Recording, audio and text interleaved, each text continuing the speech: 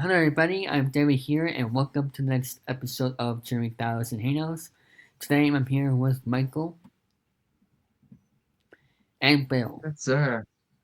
How are you? I'm doing good. So, in this episode of Jeremy Battles and Hangouts, it's going to be a little bit of a different format. We'll take the time to get people to join in by talking about the playoffs here for sports. And then after that, we have two interviews going on this episode, and along with the baseball segment in between. Along with the little rant I will be doing after the first interview. So that will be the plan for this episode, and unfortunately, no hangout session for tonight because I'll be busy with other things. But I think you'll enjoy this episode no matter what. So I'll be backstage, and Michael, let's take it away first with the NBA Conference Finals recap here and predictions going into Game 6 tomorrow night. I'll be backstage. Absolutely. Thank you, David. And first off, let me thank Bill for joining me here as our special guest analyst for tonight. I think analyst is a loose term. Special guest co-host for tonight. There you go. Yeah, there you go. Analyst, That's more like it. Analyst means some expertise. Analyst co-host, who knows? Analyst co-host. I mean, it's all good. I think they don't get. I don't quibble over titles. Anyway. I have no ego, so it doesn't matter. Right. Well, folks, the Eastern Conference Final head into Game 6 tomorrow night on TNT. Inside the NBA lives to see on TNT lives to see another game as the New York Knicks won last night by a score of 111-94. Tyrese Halliburton, what happened? My God. I mean, it's almost like that.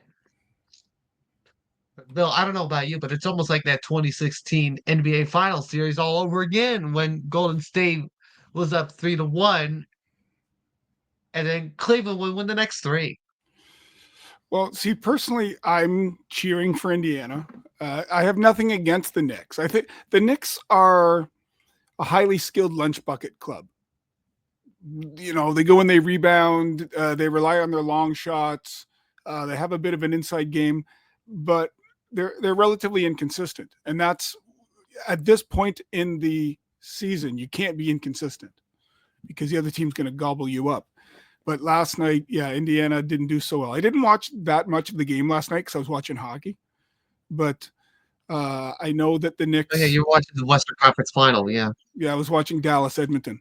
But this series, I have to admit, I've been watching the Western series more than the Eastern. The Western is a lot more free-flowing, more shooting. Yeah, it's a quicker pace of game. Whereas the Eastern Conference, at least since I've been a kid, has always been more rebounding, bruising, defense. You don't even know what's going to happen there. No, we don't have a clue. But like, I'm just outside of Toronto, so I have a thing for some of the Indiana Pacers. Like Siakam played for the Raptors. I love Siakam. Might be the most least talked about solid player in the NBA. The problem with Siakam is he's not, like he doesn't have a gregarious personality. He's not that marketable, but he's a hell of a player. And Andrew Nemhart's Canadian. He played for Gonzaga. So I love him. Miles Turner is I like him. He's a real bruiser in there. He's not going to get you a whole ton of points, but he's a real bruiser in there. But they'll live and die on Siakam and Halliburton shooting. That's what I think. And if they're not going, they're not going to win. Yeah, and you go back to the Knicks for just a moment. I mean, Jalen Brunson, so far in the series, has averaged about 33 points per game at 5.4 assists per game. When you look at the team averages in this series, New York is averaging about 116 points per game to Indiana's 115. Like I said, really close to call here. Yeah. I mean, in these kind of things, no matter what sport you're in, the margin of error is thin, and it usually comes down to things like offensive rebounds or foul trouble or your shooting. I mean, if you can shoot around 60%, if you can keep your fouls manageable, and you do what you got to do to get and do the dirty work, 9 out of 10 times you'll win. If you take care of the fundamentals, I mean, it comes true in any sport. You take care of the fundamentals, you've got a better than average chance of winning. So once in a while, you'll get a Right. player like, as I was saying, Kobe or Steph Curry or whomever, LeBron, Jason Tatum. Jokic, Jason Tatum. They can take over a game regardless of your defense, you know. But 9 times out of 10, if you can control the rebounds, decent shooting, and fouls, you've got more than a punter's chance of winning the game. Absolutely. And as far as I'm concerned with David's question, and I like the Bill, I like your logic on the Pacers and how they're gonna win it in six. But to me, I feel like we're seeing a little bit of a repeat from the 2016 NBA final. I think there's something in that Knicks team with Jalen Brunson. They just show up in a bad mood, and when that happens, there's no stopping them. Yeah, when Brunson plays angry, he's very effective. You just see, you can almost see when he's playing, you can see the snarl in his face. He doesn't hide his emotions very well. So In this all kind of right, situation, like the coaching on both sides is equal, and I mean, I think the X factor for the Knicks is Anunoby. I think when Anunoby is shooting well and he can rebound, the team is flowing. absolutely, But if they got to rely on Josh Hart, they're not going to win. absolutely. Yeah, Anunoby, kind of like a dark horse, and also another player you should mention. We should mention Carl Anthony Towns as well. I mean, Yep. Carl Anthony. The thing with the Knicks is they're big and they're experienced, but do they play consistently enough? Like when the right. Pacers are on a roll, they go on like a 12-2 run. Whereas the Mhm. Knicks have to keep chugging away. That's what I've noticed. They got to keep chipping away, and win by 4 points after they've come back. And what is your prediction there again, Michael? For I this, say the Knicks in seven. all right. Now let's Oh, go to the NHL finalists right now. We have made it to the Stanley Cup final. First of all, let's recap everything that happened in the Florida series. Man, was this not even close. no, but this time Carolina won a game. Yes, Carolina, at least we Carolina can had say that. Carolina hadn't won a Western Series conference game since like 2006. They've been swept like three or Yeah, four since times they in a won the row. cup in '06. Yeah, yeah. But I think they said the last time they got a goal in the Western Conference Final, it was Rob Brindamore who had scored it. Here he is coaching the team. How fitting! Exactly. And yet Rob Brendamore is the head coach of the Hurricanes. Exactly. But I mean, That's another thing that makes it ironic. this series just came down to Florida had more depth and they wanted it more. Or maybe that's cruel to say. I wouldn't say they wanted it more, but they played in a style where they weren't overwhelmed. They attack you on the forecheck. They are bruising and they're hitting. They don't let anybody out of the zone without them knowing, and then they take advantage of their opportunities. The difference between the two of them is Florida has so much more depth that when they get a scoring chance, it's usually a better opportunity than if the Carolina does, because they just have more overall depth and skill lines 1 to 4. Sebastian Aho had 2 goals in the first period, which at that point you would think Carolina's got something where they could send this back Yeah, you to can tell Florida, but in the post game press conference that Brindamore was frustrated. Like, he couldn't coach him up any better. I just don't know that he has the horses. right. When it came to that second period with Kachuk on the power play, Rodriguez, and Lundell for that matter, then it started to be like, well, Yeah, the beginning of the second in that game was very much like the first 7 or 8 minutes of last night's Edmonton Dallas game, where the team with the skill poured it on, and Carolina couldn't weather the storm. Like when you got a guy like Sam Bennett racing down, you got Kachuk running down, you got Lundell running, you've got Florida guys on their fourth line with Stanley Cup experience. outside of Barkov and Sam Reinhart for that matter. Yeah, Barkov, Ryan. I mean, you go all the way down, and I mean, with Carolina, you got a 38-year-old Brent Burns playing 25 minutes a game. You're not going to win with that. It's just and Carolina. The other issue is their goaltending. I think Freddie Anderson is a good goalie, but he's not available half the time. He's hurt so much that Again, Sergei Bobrovsky, what can you say about him? I think he's and let's not forget about how Marc-Andre Fleury. Marc-Andre Fleury probably could go in the Hall of Fame. I think another goalie considered for the Hall of Fame, Sergei Bobrovsky. Oh, for sure, he's first ballot. There's no, although sometimes the voters at the Hall are a little stingy with the goalies, so maybe take him a little. But he's a Hall of Famer. Bobrovsky reminds me of, I don't know if you're too young to remember watching the Oilers in their heyday, and their goalie was Grant Fuhr. And Grant Fuhr could care less how many goals he let in. Just don't let in the next one. And that's Bobrovsky. Bobrovsky doesn't care if he gives up 6, but don't give up the 7th. And he's probably in there for just for the fun of the game. Oh, he's there to win. he's competitive as anything, but he doesn't get flustered under the pressure. He does his thing. There's very few goalies in the league I would take above him in a 1-game need to win. Yeah.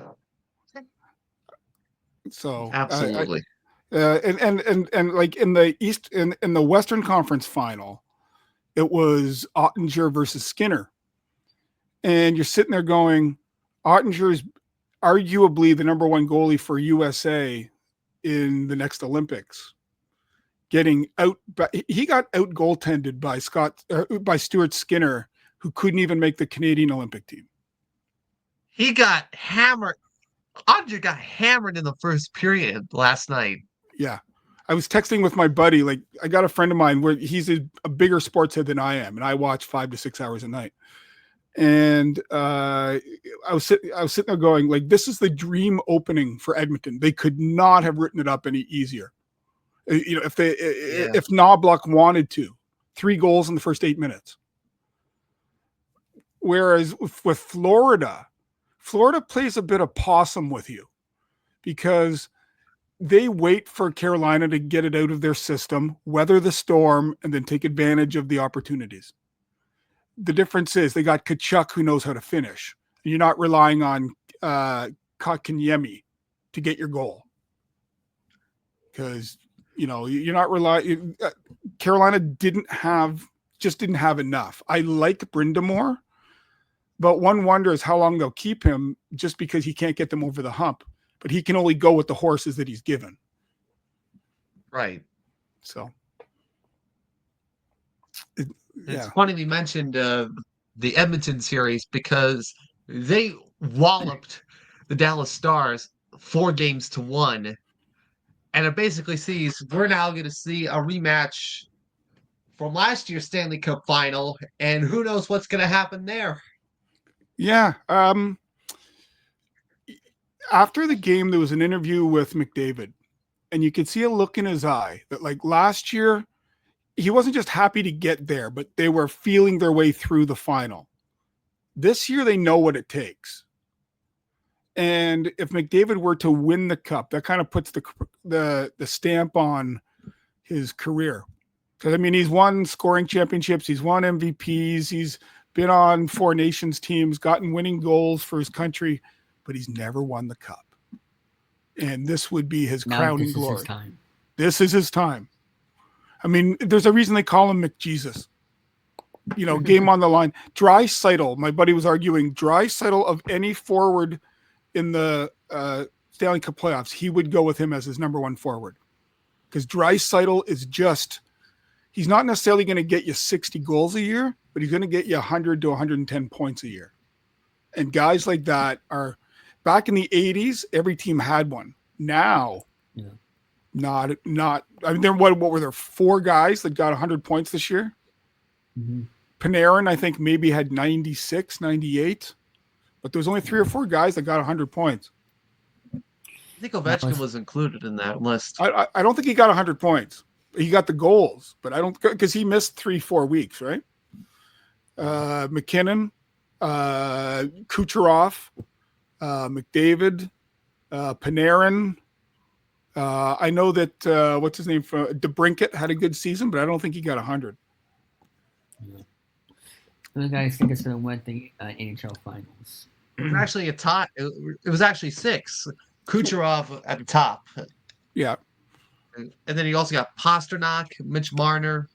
Oh, Pasternak. That's right. Yeah, on a shit team, he did well. Yeah. And as a Mitch Marner from Toronto. Oh, and as a Habs fan, I'm glad Pasternak had a crappy season. No, Pasternak had a great season, but the Bruins, and Mitch Marner. Get it together. Oh, the drama in Toronto over Marner. They can't wait to get rid of him. Go. The guy never did anything in the playoffs. Connor came close, but well, how many points did Connor McDavid have? Connor McDavid exactly 100. Kyle exactly Connor came 100. close with 97. Okay, yeah, because I swear, like, I remember watching an early prediction. Early prediction on the Stanley Cup final. I would say Panthers in 5. I will give it Oilers in 6. Well, battleground here, I see. Okay. And it's for no other reason. Like, I think, honestly, Florida has more skill as a team, but I think Edmonton is more determination. They've got something to prove. They've got some of the horses. Edmonton's problem is they don't have as much depth as Florida does. But their top-end talent is better than just about any teams in the league. It'll depend on – Stuart Skinner played above his head in that series. And if he can play above his – punch above his weight, I think they got a great chance. Their defense is a little on the – like Darnell Nurse is he gets a lot of play time. I don't know that he's as good as some of his people think he is. But him and Bouchard on defense, I think they'll get her done. What about you, Michael? What was your reason? I already gave out my prediction already. No, I mean, like, your reason why they're going to win it before we end. Well, for the obvious... I mean, I did say the Panthers in 5. Mm-hmm. Because it's just for the simple fact. I mean, you got guys like I mentioned, like Reinhardt, Alexander Barkov. Yeah. Like, and they're defending champions. Verjegen, for that matter. I mean, the guy in Florida that doesn't get talked about a lot, but should, is Ekblad. Aaron Ekblad is fantastic. Aaron Ekblad, yes, that's another one. Yeah. Those are guys that will get you a lot of goals.